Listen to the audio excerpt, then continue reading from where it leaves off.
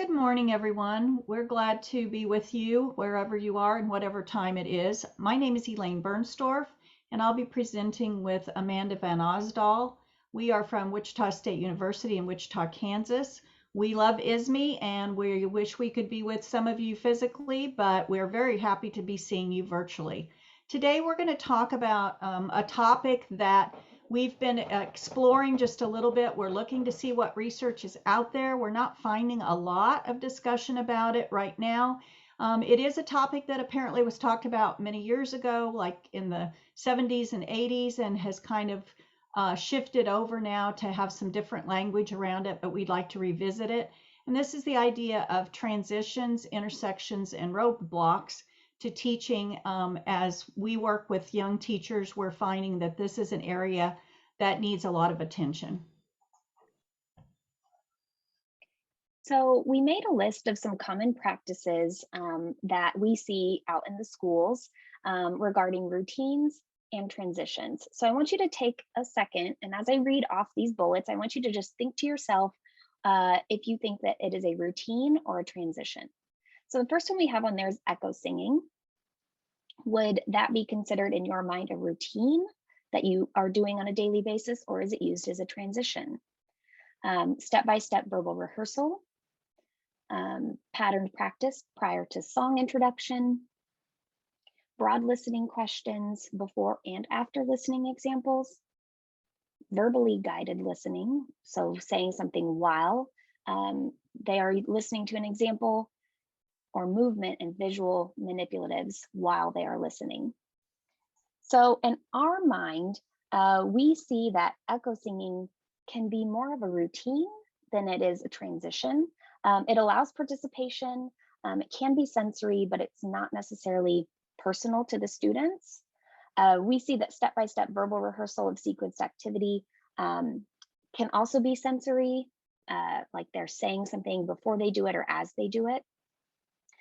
Patterned practice, it can contain some literacy, but it doesn't necessarily have meaning.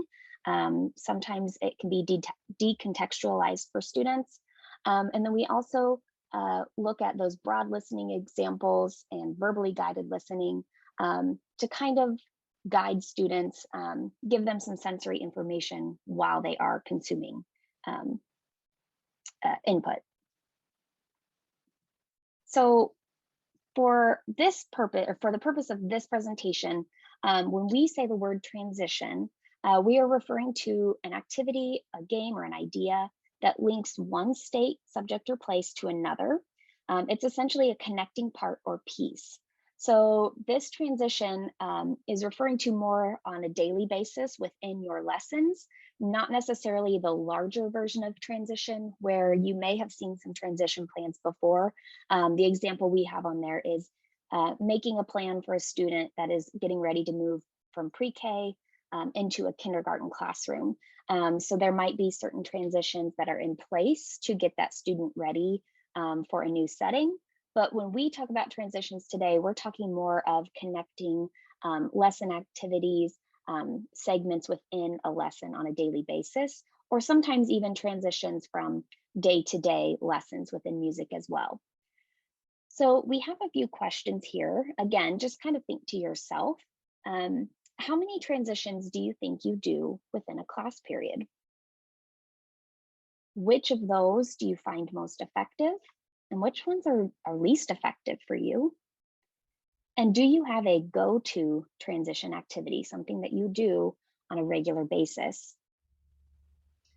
So before we go to the next slide, we are noticing sometimes, Amanda and I are both watching student teachers quite a bit. And one of the things that we've noticed is that this is an area that they struggle with because sometimes with their planning, they have planned the activity, they've planned what they want to say, but they don't always have good planning for the transitions. And we've noticed that they will latch on to one activity and kind of use that, or they will refer to the routines that are put in place. Like in our area, they have something called champs, and there are ones that are school-wide that are being used, but sometimes they don't connect directly to the music. So this is an area that we've found that we want to explore a little bit and talk about. And so as we go to the next slide, we are thinking that we need to help our students actually learn to plan transitions and understand the idea of transitions for students with special needs and all students just as much as we do with their lesson planning. And so we have found that we were looking at different ideas and looking at ideas about transitions, musical transitions versus verbal transitions. One of my former students, Jenna McGovern, wrote a really nice thesis looking at and comparing musical transitions, like, in a preschool when we sing about making a circle or these are different things. And we got to thinking about it and thought that maybe a topic we should consider is planning transitions by actually using some of the same principles that we use for universal design for learning, and to think about, as we talk about how students with autism, sometimes we really plan for transitions for them using picture exchange systems and things like that. But how do we plan in a general inclusive classroom, and what kinds of things can we do to really facilitate moving from activity to activity? So this chart just reminds us of the major principles of universal design, which are multiple means of engagement, multiple means of representation, and multiple means of action and expression. And what we'd like to do next is just to break these down and think about how this might work with transitions in the same way that we think about how it works with curriculum and actual lessons. So we'll start with multiple means of engagement, and I'll let Amanda handle that one. So when we talk about multiple means of engagement, as you saw in that previous slide, it's talking about how not every activity is going to automatically be engaging for every student. They all kind of vary depending on the student and their background, their interests. So we need to be offering them a variety of ways to engage with our classes. So we look at those multiple modalities: auditory learning, kinesthetic learning, and visual learning, and trying to include those as often as we can in each transition, and trying to provide a variety of those activities. So one of the things we were talking about as we were putting this together is looking at, if you're a good storyteller or you're listening to a good story, it would describe what the listener is hearing, what they're seeing, and what they're feeling. And so we could use that to our advantage when we are planning transitions for our students. So we strongly believe that teachers should model all three of these modalities as they are going through these transitions as well. One of the ones I use a lot in my classroom with my students is things like tell your feet to stay in your space. So I'm trying to engage them kinesthetically with where their parameters are in this transition. And that verbal rehearsal can also be helpful to remind them of what those expectations are. And then it also gives them, it removes it from their person, it puts it on something else. So I like this one about tell your feet or tell your hands, because it takes the behavior away from the person, it puts it onto something a little more concrete, which is what a lot of our students, especially students with special needs, need more of. Making things concrete, like turn on your ears and listen for this, and physically and auditorily showing them what it looks like to actively listen to something. Where should your eyes be looking? Again, modeling and showing them exactly what it should look like if they are watching for something.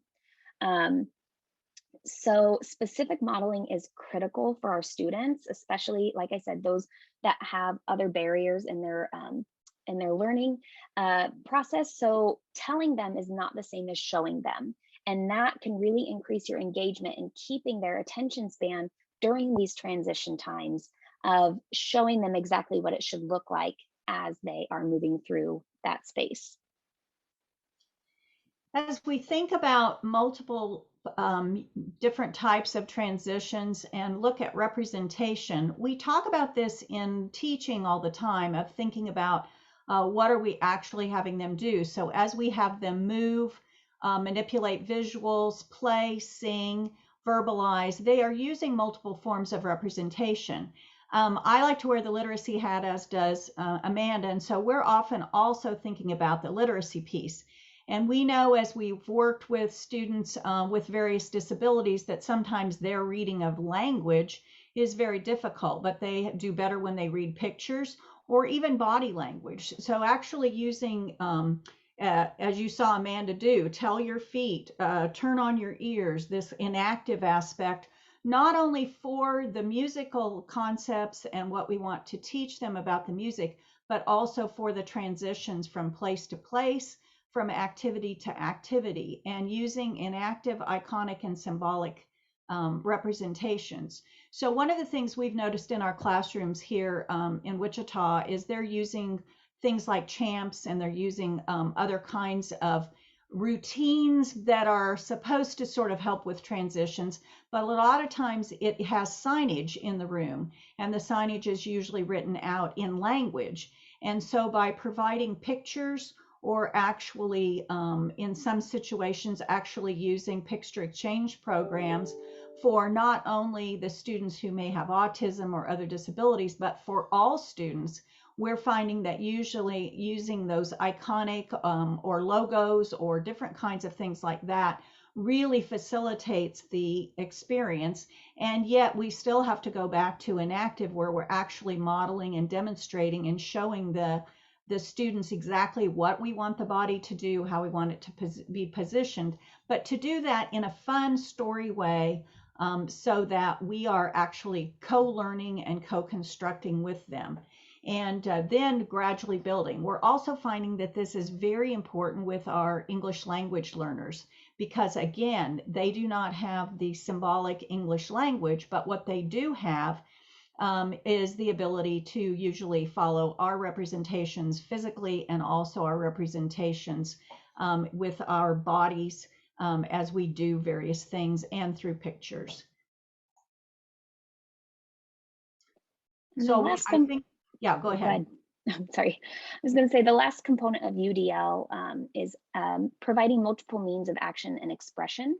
And so we kind of connected these back to our music standards of create, perform, respond, and connect. The big idea with this one is that we need to provide students with a lot of ways to show understanding of a concept. It could be multimodal and multisensory, because again, not every student, depending on their abilities, their verbal abilities might not be able to express their understanding, but their physical and kinesthetic abilities could show you. So thinking of ways that we can offer opportunities for our students to show what they know in a variety of ways. And the last thing on here is talking about a concept or a skill. And it's important for teachers to understand if they're working on concept mastery or skill mastery with their students. And those two things can be similar, but they're not exactly the same.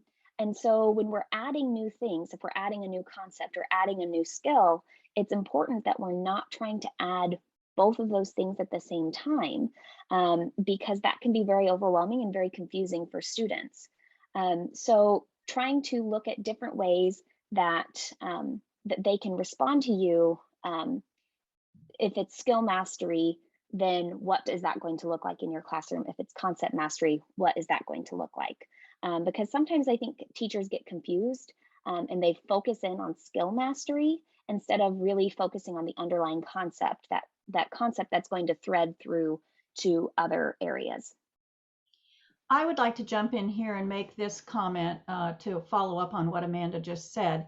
And that is, I think you need to, or should, I'm not sure which word to use, but if you are being very clear about whether your concept is what is being threaded through from lesson to lesson to lesson, or if you are working on a concept and then you're ready to go to a different song or a different concept, you might at the very end of what you're doing use skill as a transition. So for example, if they've been working on a song and they've been learning a new rhythm pattern, maybe 4 sounds on a beat or something like that, and then you are ready to go to a new song that also has it, by having them transition, and maybe you need to go to a different part of the room to do the new song, to say something like, you've really learned the concept of 4 sounds on a beat.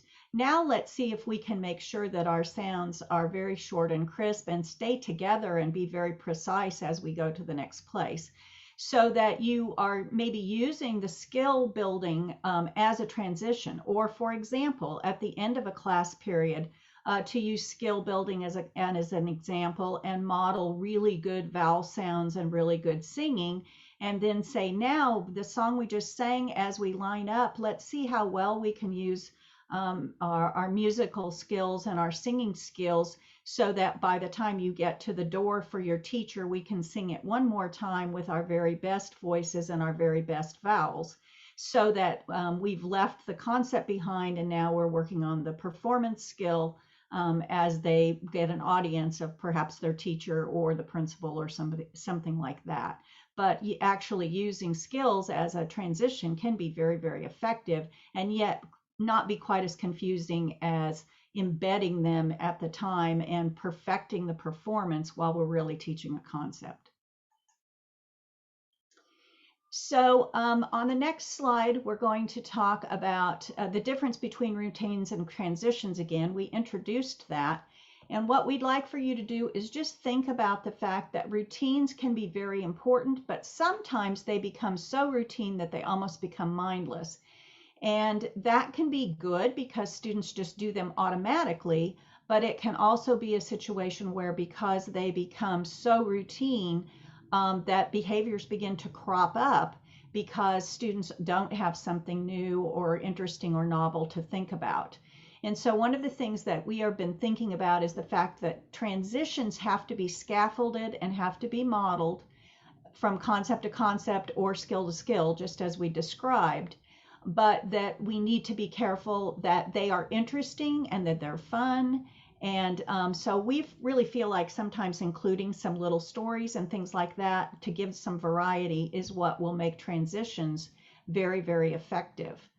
I know that Amanda has some wonderful transitions that she does in her classroom, and she may want to give you one or two examples as we consider these questions about what is your goal when you plan routines versus what is your goal when you plan transitions? And then how do the students do this? If they're doing it without any teacher instruction, it's probably a routine. And it's good to have those because a substitute can use them and other people can use them. But that can get to the point where it's somewhat boring or predictable. And so sometimes we really need the teacher intervention. So I'll let Amanda give you a couple more examples of things that she does in her classroom as we begin to close out our session. One way that I like to use routines in my classroom is to provide opportunities for choice for my students. And that way it kind of mixes up the routine. The outline is still there. For example, I always start with a warm-up activity with every single grade level, but I pick a student to be my helper for the day. I pick at random and I keep track of who's had turns, and they get to help make some choices for our routine so that it's not so repeated and mundane that they're doing the exact same thing every day. Every student that comes up there has their own interests and they get to kind of make some choices. So for example, I do a hello song and we use colors. So that my star musician is what I call it. They get to help select the colors for the day. And that helps keep them engaged in those routines that could otherwise start to cause issue if there's disinterest. When I plan transitions, I really try to plan threads to connect one piece of my lesson to the next. What's going to be the easiest way to get from point A to point B, and keeping those students' interest locked in so that I don't have to deal with the misbehavior on the side. So, for example, using rhythmic transitions, planning out, you know, we've decoded the rhythm of one song and I go through and I have them repeat it and I'm changing things as they go. And eventually it transforms into the next song in my lesson plan. And it keeps kids focused on the concept. Maybe it's a rhythmic concept that we've been working on, that they are practicing and rehearsing that skill, but in a fun way that I've turned it into a kind of game to transition them from point A to point B. So they're still getting that practice time. They're still going through the concept, but it's doing it in a way that I don't have to say, okay, we've stopped this block, we're going to move now to this block. it kind of gives it more of a flow, and it keeps my classroom culture and their social engagement a little bit higher. So we're at the end of our time, but what we did look, Amanda took some time to look through a lot of different books to find out where we are having information about transitions. And it's not a term that you find in very many indexes. And we didn't find too many articles. We found a few. So this last slide is basically just a listing of some of those. What we did find was the Kodai Today book does have a section with some descriptions of it, and also winding it back, also talking about multiple access points. Those two have probably the most detailed description specifically about transitions, but this is an area that we'd like to keep looking at, and we're going to kind of leave you with that. And we also have some references at the end of the last slide that we have. We've really enjoyed being with you today, and I'll let Amanda close out with anything that she would like to add at the end. Yeah, if you guys have questions, our emails are here on the screen. You are more than welcome to reach out and ask for more clarifications. I know it's kind of hard to squeeze all of this into 20 minutes. So we'd be happy to chat with you another time, and we hope that you've taken at least one thing away from us today. Thank you.